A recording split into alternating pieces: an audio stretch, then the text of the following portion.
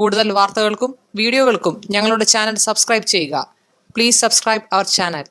പുണർന്ന നക്ഷത്രം മിഥുനത്തിലും കർക്കിടകത്തിലും കർക്കിടകക്കൂറിലും നിൽക്കുന്നതായിട്ടുള്ള ഒരു നക്ഷത്രമാണ് പുണർന്ന നക്ഷത്രം.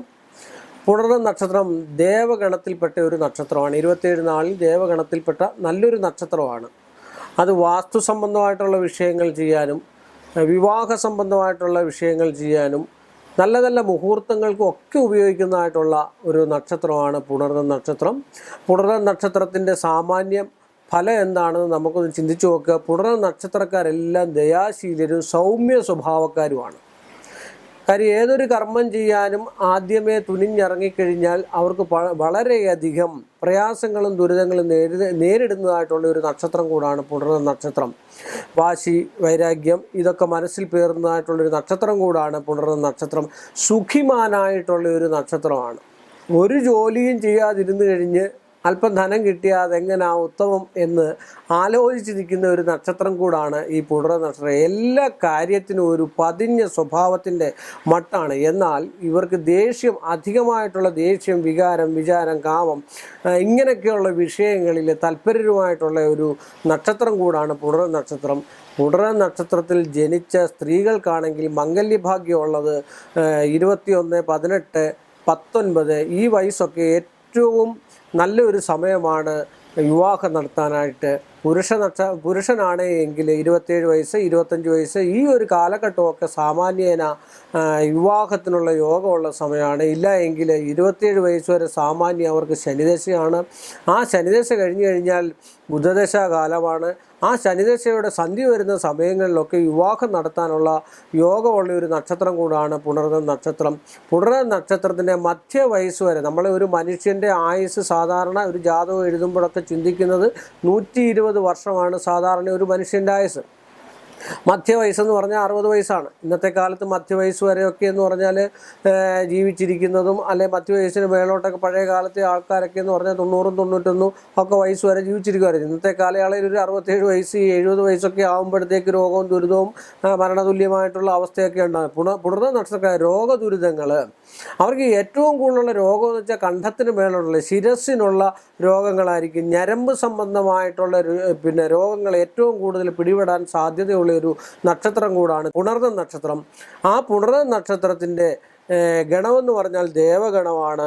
അരയാലിനെ നമ്മുടെ വീട്ടിൽ വളർത്തുകയും മറ്റു കാര്യങ്ങളുമൊക്കെ ചെയ്തു കഴിഞ്ഞു കഴിഞ്ഞാൽ അത്യുത്തമമാണ്.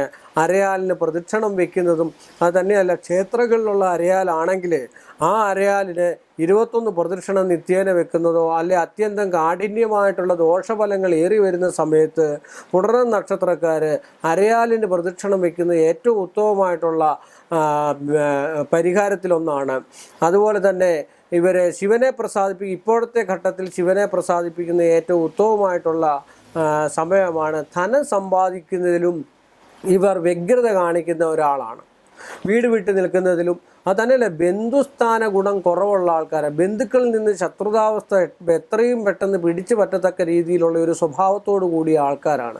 പെട്ടെന്ന് ദേഷ്യം വരിക, പെട്ടെന്ന് എടുത്തിയാടി എന്തെങ്കിലും കാര്യങ്ങളൊക്കെ ചെയ്യുക, ചില ബുദ്ധി ഉണ്ട് ഉള്ളിൽ. ആ ബുദ്ധി ഇങ്ങനെ ആലോചിച്ച് ബുദ്ധിയോടുകൂടി ഇരുന്നിട്ട് ആ ചെയ്യുന്ന പ്രവർത്തനത്തിന് തടസ്സങ്ങൾ നേരിടുകയും ആ തടസ്സങ്ങൾ വരുമ്പോൾ അത്യന്തം ഗ്രഹപ്പിഴയിലേക്ക് ചെന്ന് താഴുകയും ചെയ്യുന്നതായിട്ടുള്ളൊരു നക്ഷത്രക്കൂട്ടത്തിൽപ്പെട്ട നക്ഷത്രമാണ് പുണർന്ന നക്ഷത്രം.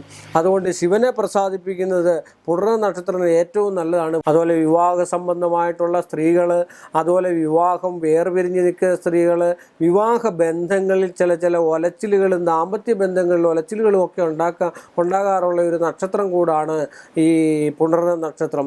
അതുപോലെ വിദേശത്ത് ജോലി ചെയ്യുന്നവരൊക്കെ അത്യന്തം സൂക്ഷിക്കുകയും എടുക്കുകയൊക്കെ ചെയ്യേണ്ടതായിട്ടുള്ളൊരവസ്ഥയാണ്. അസ്ത്രശസ്ത്രങ്ങൾ കൊണ്ടുള്ള വീഴ്ച താഴ്ചകൾ ഇവരെ ഇടമുറിയാതെ പിന്തുടരുന്നതാണ്. ഒന്ന് വീഴുക, ഒന്ന് പൊട്ടുക, അല്ലെങ്കിൽ എല്ല് പൊട്ടുക, അല്ലെങ്കിൽ ഇങ്ങനെയൊക്കെയുള്ള വിഷയങ്ങളും രോഗങ്ങളും ഒക്കെ ഉണ്ടാകാനുള്ള സാധ്യതാവസ്ഥ കൂടുതലുള്ളതാണ്. കുടുംബത്തോട് കൂടുതൽ സ്നേഹം പ്രകടിപ്പിക്കുകയും സ്നേഹബന്ധങ്ങൾ പ്രകടിപ്പിക്കുകയും ചെയ്യുന്നതായിട്ടുള്ള ഒരു നക്ഷത്രം കൂടാണ്.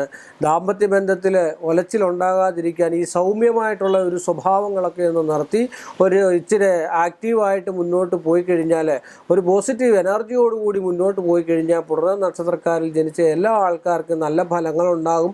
ഇങ്ങനെയൊക്കെയുള്ള ഒരു ഫലങ്ങളാണ് എന്നാണ് ആചാര്യന്മാർ നമ്മളെ പഠിപ്പിച്ചിരിക്കുന്നത്. അപ്പോൾ അങ്ങനെയൊക്കെയുള്ള ഫലങ്ങളുണ്ടെങ്കിൽ അതിനനുസരിച്ച് നമ്മൾ ജീവിതം മുന്നോട്ട് കൊണ്ടുപോയി കഴിഞ്ഞാൽ ആ ജീവിതത്തിൽ വിജയം ഉണ്ടാകാമെന്നും ആ ജീവിത വിജയത്തോടു കൂടി ആയുസ്സറ്റു പോകുന്നിടം വരെ നന്നായിട്ട് ജീവിക്കാമെന്നുള്ള ഒരു ഉറപ്പ് ആചാര്യന്മാർ പറയുന്നുണ്ട്. പക്ഷേ ഇതൊക്കെ ചെയ്തു കണ്ടു കഴിഞ്ഞാൽ, പരിഹാര മാർഗങ്ങളൊക്കെ ചെയ്തു കണ്ടു കഴിഞ്ഞാൽ ഒരുപാട് ദോഷങ്ങളും ദുരിതങ്ങളും ഒക്കെ മാറി ഒരു നല്ല മാർഗത്തിലൂടെ നല്ല വഴിയെ സഞ്ചരിക്കാനും നല്ല കുടുംബജീവിതം നയിക്കാനും നല്ല സൽസന്താനങ്ങൾ ഉണ്ടാകാനും ഒക്കെയുള്ള ഒരു യോഗമുള്ള നക്ഷത്രമാണ് പുണർദം നക്ഷത്രം. പുണർദം നക്ഷത്രത്തിൻ്റെ ഇത്രയും പൊതുവായ സ്വഭാവങ്ങളൊക്കെ ഞാൻ പറഞ്ഞുകൊണ്ടും എല്ലാ പുണർദം നക്ഷത്രക്കാരും ഇതുപോലെ ആകണമെന്നല്ല, ഗ്രഹനിലയെല്ലാം നോക്കി ജനിച്ച സമയം നോക്കി ലഗ്നം ഏതാണെന്ന് വിചാരിച്ച് അതാത് മോശ സമയത്ത് നിൽക്കുന്ന ഗ്രഹങ്ങൾക്ക് പരിഹാരങ്ങളും എല്ലാം ചെയ്ത് കണ്ടു കഴിഞ്ഞാൽ പുണർദം നക്ഷത്രത്തിന് ഏറ്റവും ഉത്തമമായിരിക്കും. നല്ലൊരു ഭാവി ഉണ്ടാകാനും നല്ല ഉന്നതിയിലെത്താനും കഴിവുള്ള ഒരു നക്ഷത്രം കൂടാണ് ദേവനക്ഷത്രം. അതിനൊരു എനർജറ്റിക് പവർ കൂടെ ഉണ്ടാക്കിയെടുക്കുക, നമ്മൾ സ്വയം ഉണ്ടാക്കിയെടുക്കുക ചെയ്തു കഴിഞ്ഞു കഴിഞ്ഞാൽ പുണർദം നക്ഷത്രത്തിന് പേടിക്കാനായിട്ട് മറ്റു കാര്യങ്ങളൊന്നുമില്ല. അധികമായിട്ടുള്ള പരിഹാരങ്ങൾ നല്ലൊരു ജ്യോത്സ്യനെ കണ്ട് തീരുമാനിച്ച് അതിനുള്ള പരിഹാരങ്ങളും മറ്റു കാര്യങ്ങളും ചെയ്ത് മുന്നോട്ട് പോകുന്നത് ഉത്തമമായിട്ട് കാണുന്നു. കൂടുതൽ വാർത്തകൾക്കും വീഡിയോകൾക്കും ഞങ്ങളുടെ ചാനൽ സബ്സ്ക്രൈബ് ചെയ്യുക. Please subscribe our channel.